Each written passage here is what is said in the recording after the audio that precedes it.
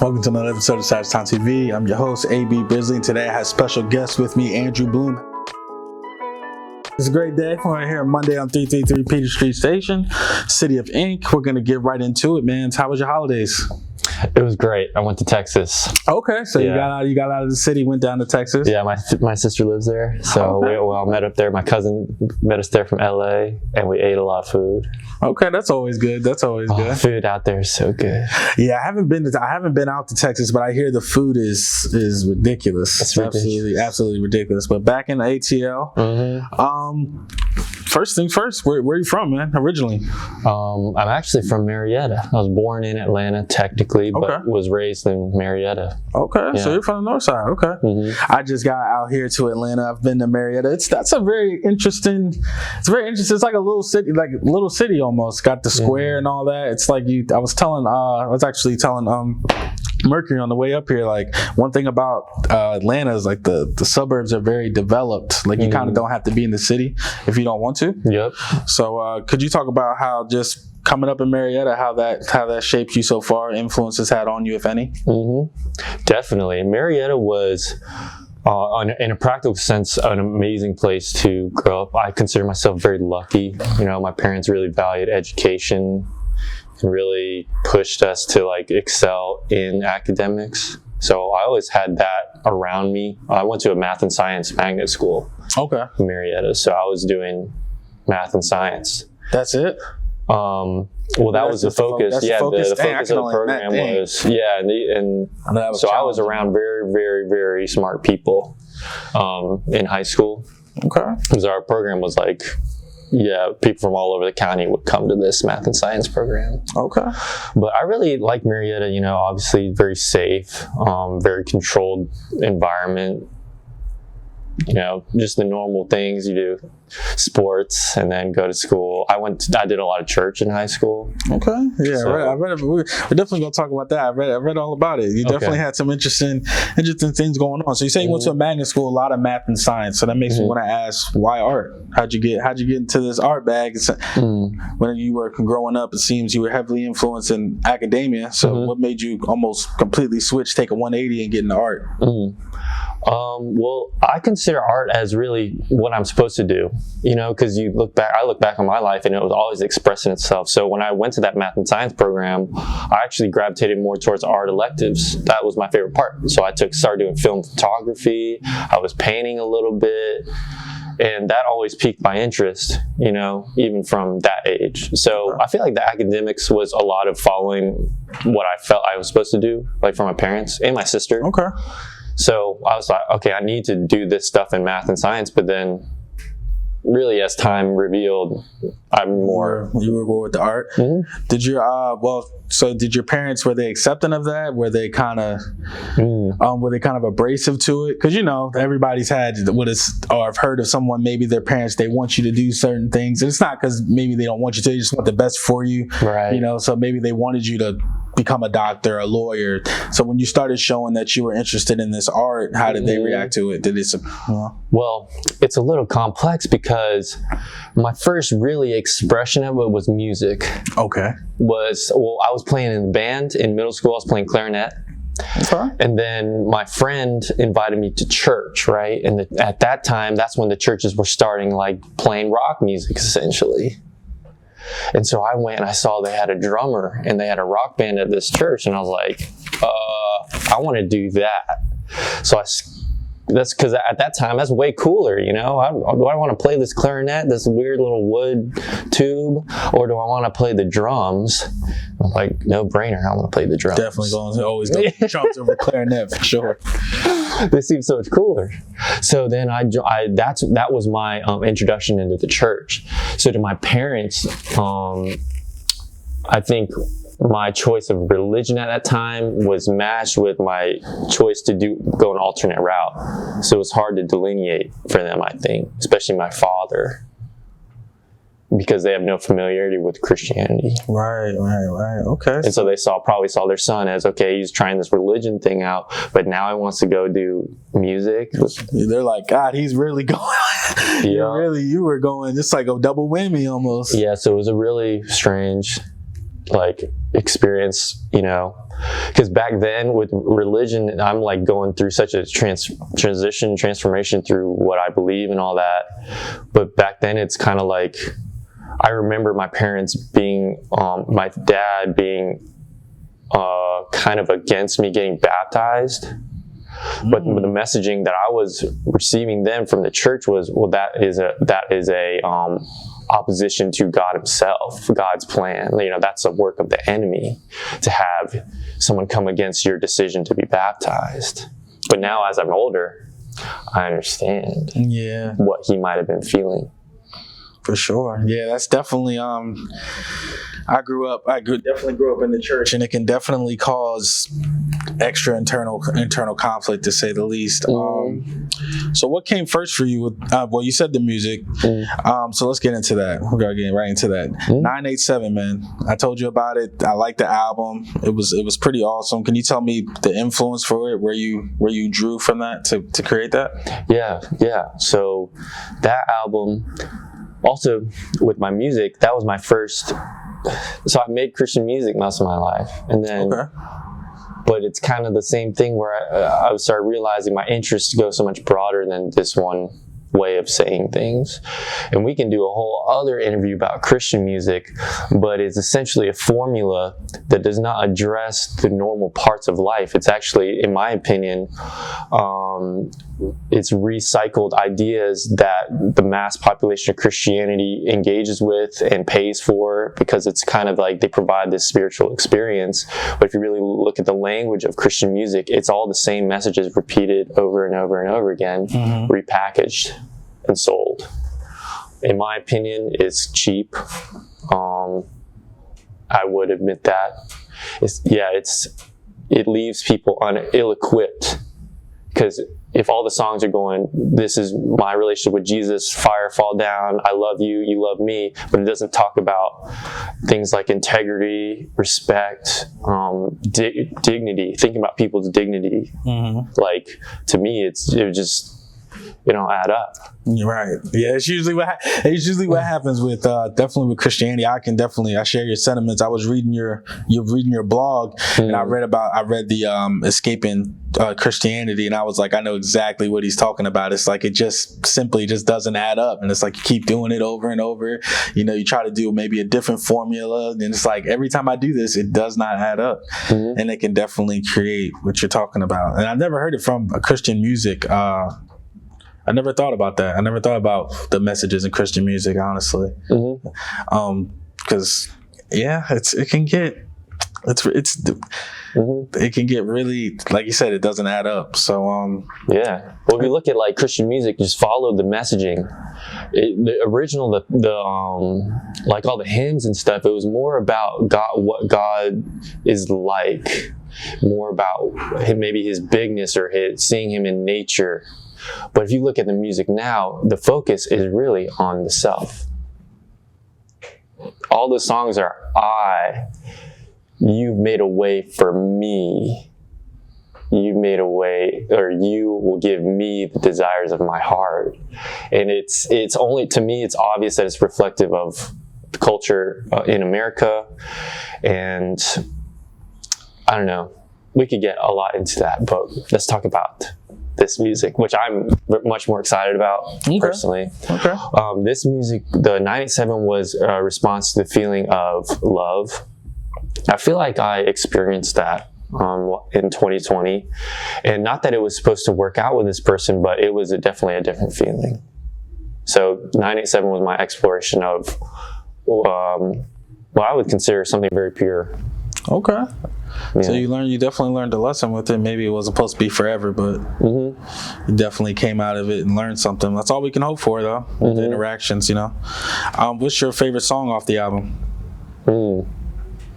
Probably Part of Me Knows, song number 2. Okay. Yeah, it was Then Don't for me. I like Then Don't. That was pretty dope. And just to clarify, that's all you on there. The vocals, the production. You did all. I did everything on there except for the drums, and that was my friend Ryan Carr and Colin Agnew. He played on Dendo. Okay.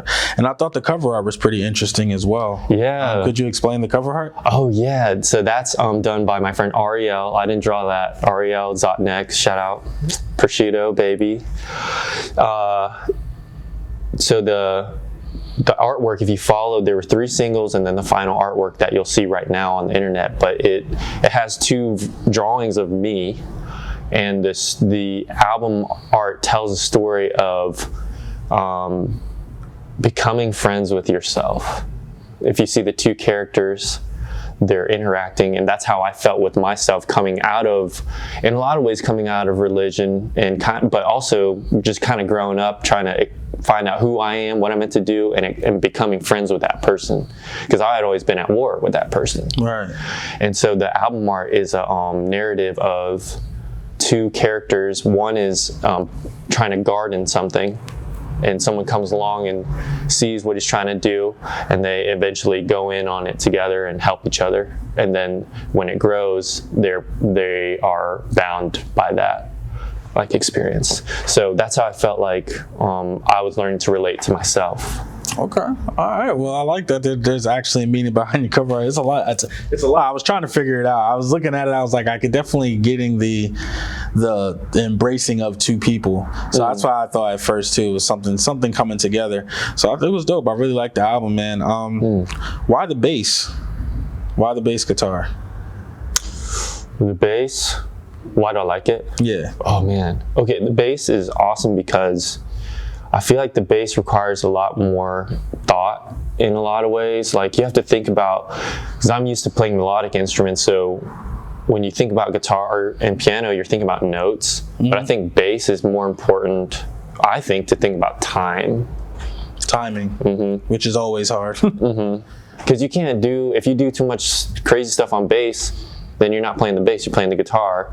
So bass is teaching me how to feel music instead of thinking about music, because I come from, how I learned music was to think about it, but I'm learning now how to feel about music. Okay. It's like I asked EJ, who runs the jam here, how do you get better at bass? Because I was expecting someone to tell me, well, you gotta play this note and then this note and then this note. But all he told me, and it was so EJ, I was like, oh, what does this mean? But I'm understanding now. He said it's all about the one, the concept of the one, which is I believe from James Brown. The concept of the one is everyone in the band understands there's a meeting point. The anchor of the entire groove is the beat of the one. And so he just encouraged me to think about that. I had to ask you about that because I was reading reading your blogs, and you had talked about how when you first came here for the jam sessions, and how you had you wanted to come in and you had kept playing the bass, and I was like, man, it's one thing to go up there and play guitar, because like you said, playing the bass it's not that it's not entertaining, but to do it up there by yourself, just the bass, I feel like it's harder to make certain people feel a certain way about the music. I just feel like that's a challenge in itself. So for you to do that, I just wanted to ask about it, just to see why the bass specifically. And what area of your life do you feel you've grown the most? Oh man, I just feel that for the first time in a long time, maybe my adult life, I've allowed myself to interpret my desires and wants as something, a part of me, and one as a very good thing. I've kind of grown up with this sense of like shame, where somewhere along the road, a narrative was put into my mind, or I would say more rather, I was accepting a narrative that was saying anything you want is bad. It's shameful. You should not want selfish things. It's kind of that voice. And so, but what that happened was, a lot of my young adult life, I haven't done the work of understanding what I want, because I've always thought that to be very selfish. But I was listening to actually a Mike Tyson interview where he said, he who is a friend to all is an enemy to himself. And that made me really think about my life, where I just think I've been really afraid to let people down, or for people to be disappointed in me, or to whatever, be judged by whoever, that I've actually, you can lose yourself in that way of living. Don't know who you are anymore. So I think I'm in a time of my life right now where I'm learning who I am, like, for myself. And I think that definitely ties back to the growing up in the church. You learn to kind of be this way. You don't really say no a lot. It's like, why would I say no? If I say no, I feel selfish. I should always give myself. And sometimes you see it with people that have been in the church their whole life. You'll be like, man, this person doesn't, if we were to take away the church, or who are you? You really aren't, you don't know who you are really. So I can definitely relate to that, man. But that's great. You've grown a lot, and I could see it with when you were talking about the album, everything. Just reading again the blogs and stuff like that. It was dope, man. It was dope. Okay, let's get into some of the art. Golden Boy. Love the painting. It was pretty dope. Congratulations for selling it. Thank you. I saw that as well. Could you talk about the process? Yeah, the process of painting it. Yeah, the process of painting it. Where you got why a koi fish, all types of things. Okay, so I'm a tattoo apprentice now, and the tattooing that I'm heading for is traditional Japanese. It helps me. I feel like I'm a part of history, like preserving these old stories that would make no sense to a Western worldview. A fish and a boy swim up a river. Most people, how people think now, like, that's not real. Like, why would they do that? Doesn't make sense. So I decided to, and the reason I did that is because I'm going through the main motifs and learning the rules. Because how you draw them, what makes it look Japanese is there's certain rules to how the shapes are conceived. Oh, okay. And so you have to really study why it looks like that. And then, like, for example, koi fish, it's all about scales. It's all about scales, and it's all about fat. If the koi fish has a little round fat right here in the middle, when people draw them, they either make the torso too, like, short, or it's usually more too short than too long. But if you notice it doesn't look proportionally right, it's because to me, what I observed is they forget the little curve right here. So it gets fat and then it becomes really skinny. Okay, I've always true. I wanted to ask you about that because I've noticed with that type of art, it always does look the same most of the time. Like, of course, I have an untrained eye, but it always, you can tell it's the same style. So I wanted to know, do people? And then you just told me, is it because they choose to do it, or is, like you just said, it's a tradition? Because I'm like, well, why don't people maybe add this, or maybe add this, or add that? But now I know it's a tradition. So okay, I mean, I saw you do a dragon as well. That was pretty dope. Is that more difficult? I would think it's more difficult because there's more to it, or is it more because you talk about the koi fish with the detail? But the dragon, is that more difficult for you than the koi fish, or it's a koi fish? Yeah, that one was because the scale was larger. Okay, the scale was larger.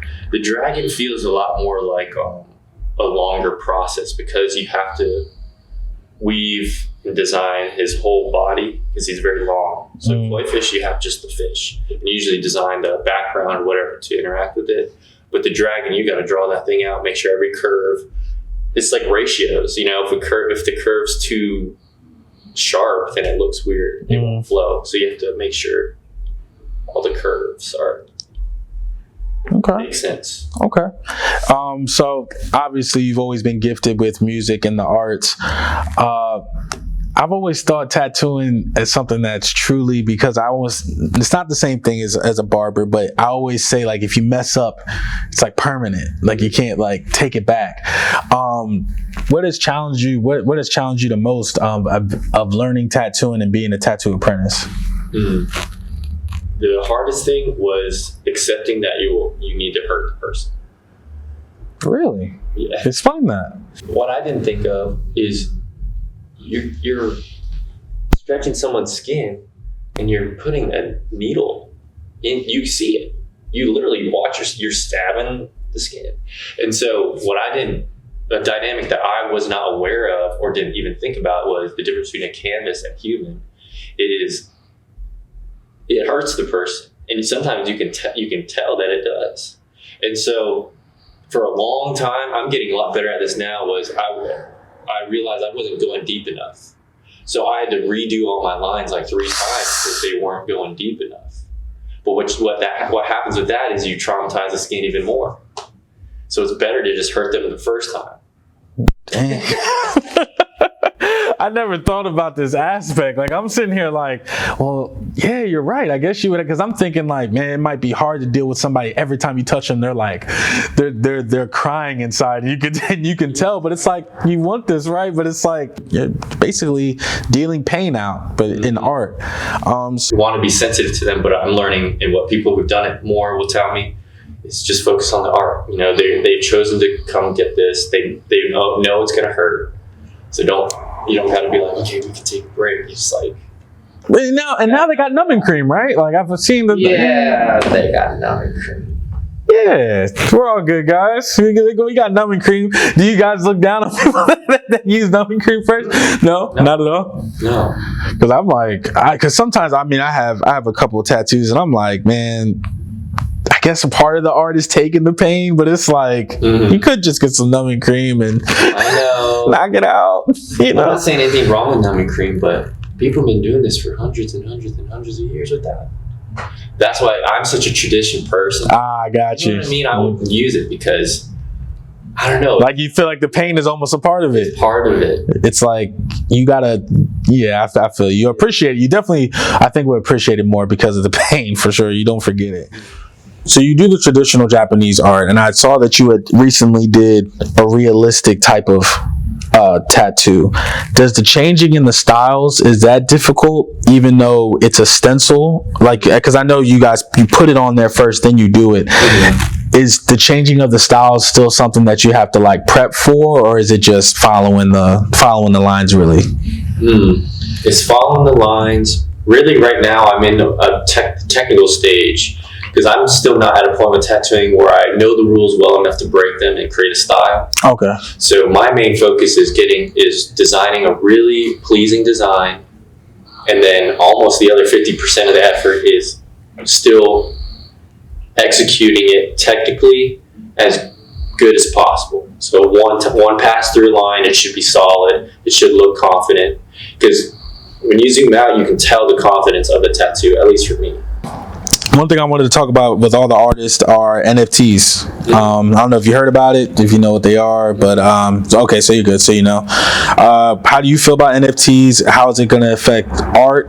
And do you see yourself maybe making some NFTs for your own art? I'm interested in doing it. I would say I'm uneducated in this matter. Okay. I'm interested, but I haven't taken the time to really understand what it is. Okay, so it's non-fungible token, and basically especially with artists, what I like to say is, everybody knows one thing about artistry is, you can make something, and once you've sold it, it's gone. You know, you can't really do anything with it. You see people like Basquiat, stuff like that. They make he might have sold his painting for 10,000. He's died now, but they've resold it for over 100 million at this point.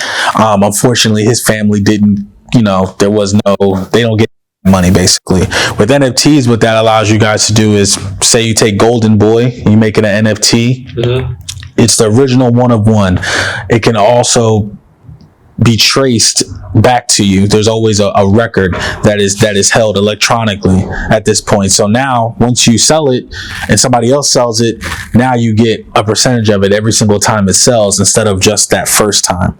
That's one thing that a lot of artists use it for, just being able to keep track of what's the original. Because again, that's another thing with art. People make fake stuff. You know what I mean? So it keeps things from being faked, and it'll make sure that the artist gets their money, because everybody knows, especially in the creative space, there's always sometimes that gray area when it comes to people getting their just due, especially when it comes to something that can be resold over and over and over. So for artists, it just gives them a way to, retain ownership, and ownership's a great thing. So I'll get into it, think about it. It's basically you can make anything, especially as an artist. You pencil, draw, anything like that. So I definitely think it's something you guys should look into. But yeah, I always make sure I want to cover that when I talk to my artist. What are some of your future goals for the next 3-5 years? 3 to 5 years. Oh yeah. Okay. Yeah. One was to buy a house off art, and then on the art side, I want to start making clothes. Fashion. Yes. Fashion's very interesting to me.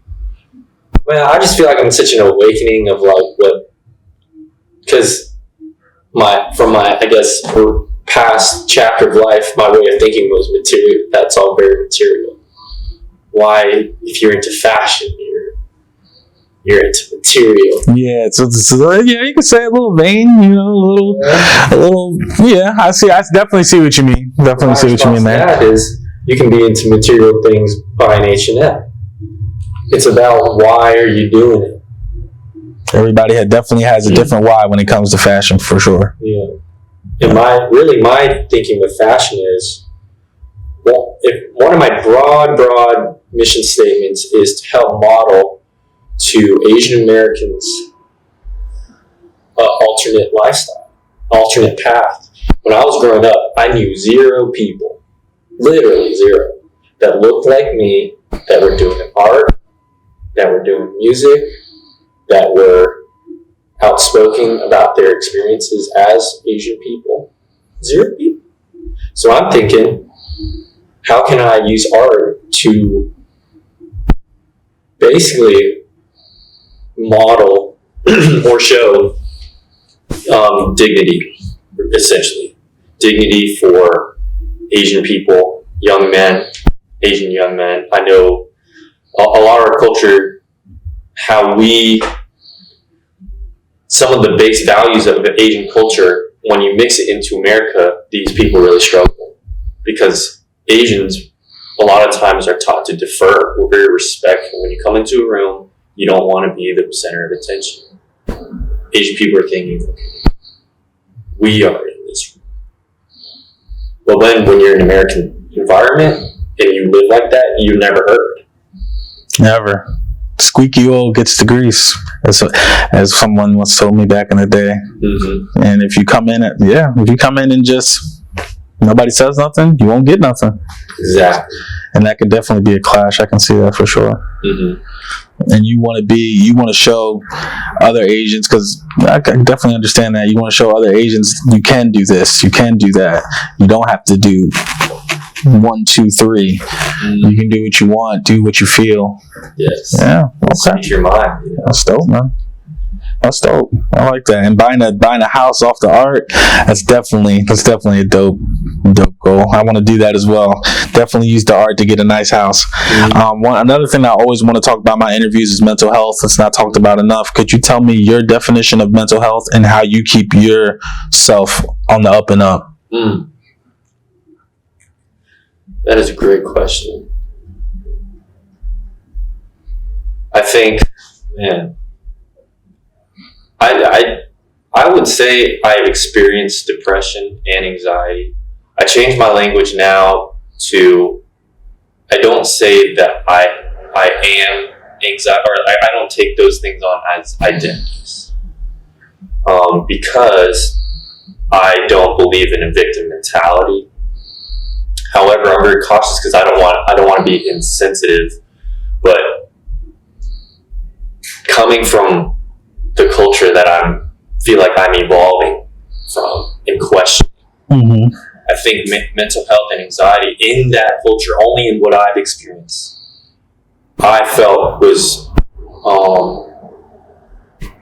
in a lot of ways, used to justify behavior that just simply was disrespectful or downright wrong. I see. Okay, I see what you're saying. It's just, so I'm in a place right now where I'm putting all the language, everything that I've known on the table, what's actually really real. What do we mean when we say, I'm depressed? What do we mean when we say, I'm triggered? Because I've seen people say, I've been triggered, but you're saying that to basically shut me up. So I think language is very important when we talk about mental health. I believe that every person's experience is worth dignifying. So what could be depression to me, how you experience it could be completely different. But I think it's more about being willing to listen. But also, I think the missing piece of the equation is when we do experience mental health, how do we move forward from it? Instead of using it as, well, I'm this way, this gives me The right reason to hurt others. Right. Or excuse what I've done. Mm-hmm. I definitely can relate to that when it comes to some people are kind of using it now as an excuse to excuse behavior that, as you would say, is just wrong. Mm-hmm. But at the same time, there is real depression out here, real anxiety. So I definitely feel like language is very important when it comes to mental health. Because I feel like even as people just on earth right now, I feel like mental health, a lot of people are where we're at. You're evolving because I think a lot of people's 20 coming up. I'm 28, so coming up as a child, you never, they don't tell you about depression or anxiety. It's like, get over it, or why are you really like, that doesn't make any sense. But now people are realizing it's something that is real. Mm-hmm. And I think we're just in an adjustment period, but I definitely can agree with what you're saying. Just wrapping it up. What else can your new fans, the people that are already fans of your work, musically, with the art, what can we see coming from Andrew Bloom? What's coming up next? So next year I'm going to continue to do the traditional Japanese art, but I have a lot of ideas to make social art. Social art. Oh, can you explain that? I'm not gonna lie. When you say social art, I don't know what you actually mean. Could you explain that? Yeah. So I want to. I've been thinking of ways to express how I felt in relationship to not just racism, but maybe whatever. If you zoom even out from that idea, whatever nastiness controls that idea. Like, got you. Yeah. What's the root? Where does that come from? Yeah. Gotcha. I'm going to do a series of paintings exploring my perception of American society. Okay, I got what you're saying now. Okay. And just, 2020 to now. Art focused on. Okay, got you. That's that'd be interesting. But I want to use traditional. So imagine, they have the geishas and stuff, and like how they painted social settings is very unique to Japanese art. You're gonna mix it. Drawing it that way, so it looks like a scroll, but it's of America today. That's gonna be fire, bro. That's gonna be fire. I'm still in the study mode. I have to study how they draw it because it's so different. It's really hard, actually. It looks cool, but I've tried it. What's wrong? Okay. All right. Well, I'm definitely looking forward to seeing that, man. Definitely looking forward to seeing that. But this is a great interview, man. I appreciate you coming down. Again, this is your boy, A.B Brizzly. This is SavageTimeTV. Andrew Bloom. Where can they find you on Instagram? Yep, just Instagram at andrew.blooms, and andrewblooms.com is the website. All right. Well, this was great, man. Appreciate it. Yeah. We'll see you guys for another episode later. Peace. And that's a wrap.